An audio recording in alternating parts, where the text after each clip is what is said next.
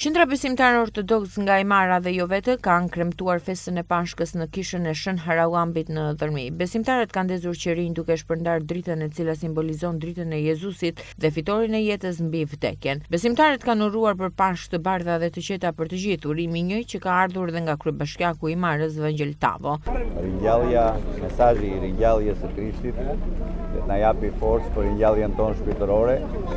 Drita e ringjalljes të ndriçoj shpirtrat tanë, të qetësoj zemrat tona, të dhënë më shumë shëndet, më shumë paqe, më shumë dashuri, më shumë gëzim dhe lumturi në çdo familje.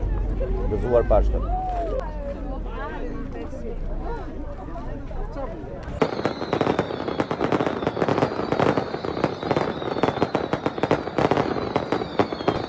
Gjithë gëzuar gjithë shqiptarëve, qoftë e bekuar kjo natë, tha për gjithë jetën për gjithë shëndetin e jetën e gjithë shqiptarëve.